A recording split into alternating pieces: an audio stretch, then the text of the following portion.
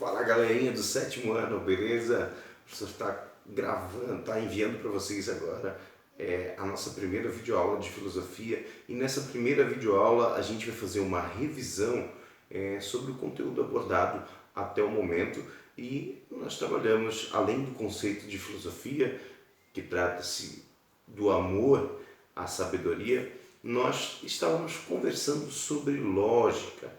E lógica, gente, é um conceito bem importante da filosofia. Ela foi criada por Aristóteles no século IV a.C. para estudar o pensamento humano e distinguir interferências e argumentos certos e errados. Então, galera, esse é o grande conceito de lógica. E para darmos continuidade à lógica e aos conceitos gerados em torno da lógica, a lógica também é uma ferramenta onde nós podemos utilizar, a partir desse segmento, dessa busca, dessa distinção de fatos, a busca pelo aquilo que é certo e também pelo aquilo que é errado, certo?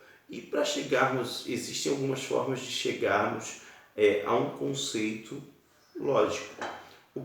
Um deles são as analogias. Lembra que eu falei para vocês na aula? E as analogias, elas são importantes dentro de uma perspectiva de comparação. E essa perspectiva de comparação trazida pela analogia permite que a gente faça comparações, e a partir daquilo que é semelhante, daquilo que não pode nos induzir a um pensamento onde nós poderemos chegar a conclusões, certo?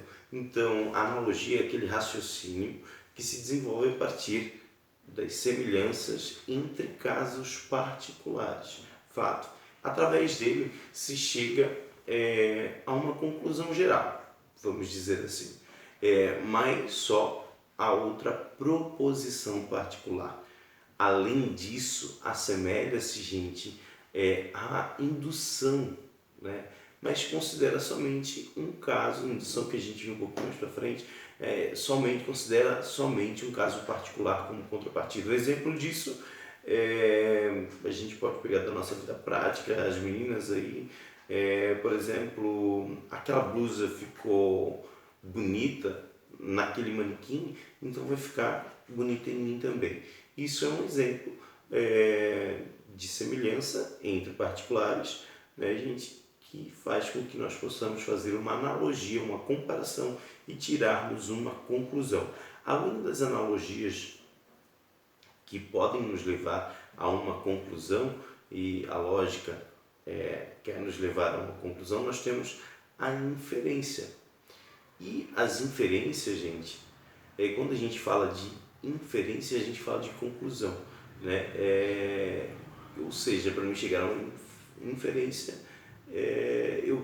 a inferência é parte de um processo que me faz chegar à conclusão. Ou seja, sabemos que os argumentos são raciocínios lógicos. A gente pega um argumento dentro daquilo que está mais perceptível, que é mais coerente. Então, se a gente tem a ideia de que argumentos são raciocínios lógicos e que podem ser corretos e incorretos, todo raciocínio dedutivo envolve pelo menos uma premissa e uma conclusão. E onde é que a gente entra com as inferências? Onde é que entra a inferência aí? Argumentos formados por apenas uma premissa e uma conclusão. E quando eu tenho essa condição, eu tenho a inferência. E a inferência é o processo pelo qual, através de determinados dados, a gente chega na conclusão. Então a gente está falando do processo. Então a inferência é um processo. Se a analogia a gente tem uma comparação entre particulares, na inferência a gente tem um processo que me leva à conclusão. E aí, galera, depois de a gente tratar de analogias e inferências, a gente falou duas formas de nós chegarmos a um raciocínio lógico.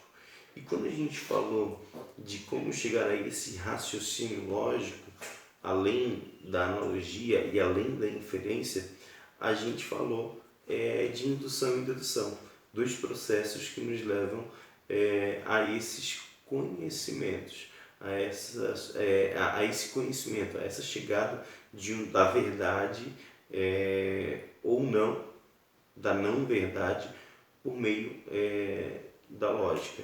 E quando a gente fala de indução e dedução, a gente também está falando de formas de raciocínio.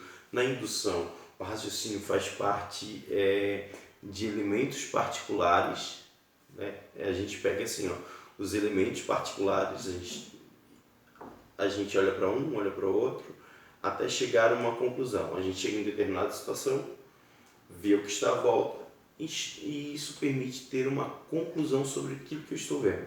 E na dedução, eu não parto pelos elementos que estão diante de mim, pelos elementos que eu já conheço. Eu parto da conclusão e tento descobrir como aquilo aconteceu. Então eu tenho um processo de dedução, né? Um processo que vem pelo lado contrário da indução.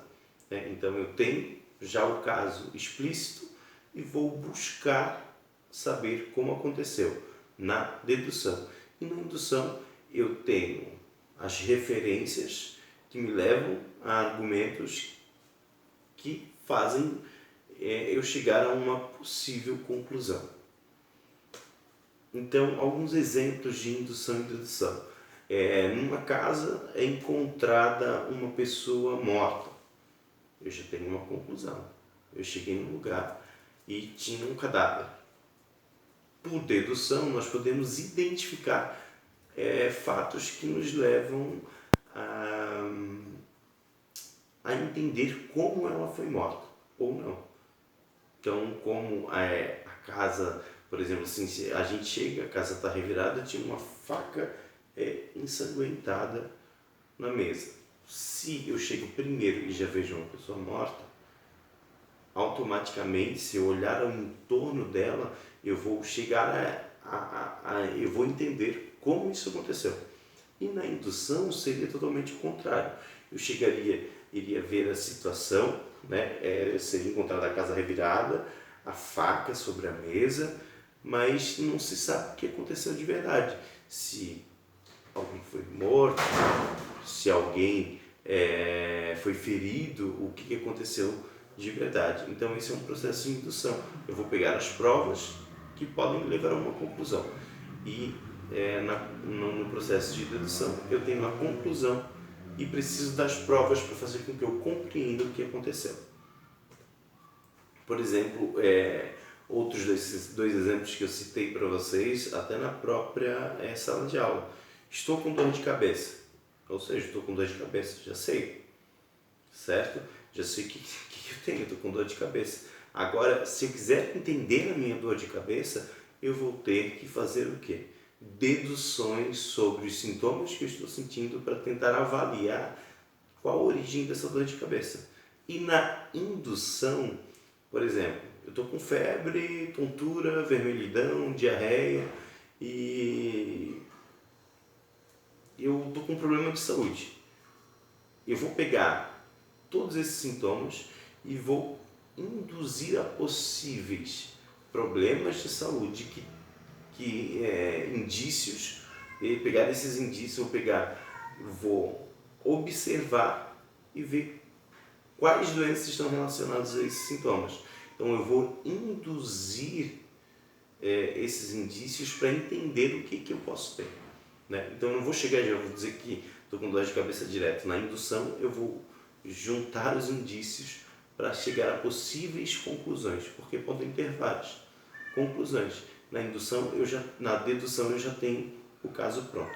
Beleza? Então, esses são raciocínios que nos levam à lógica, sabendo que a lógica o processo, o procedimento que nos levam a conhecimentos certos e errados, e que para mim chegar a esses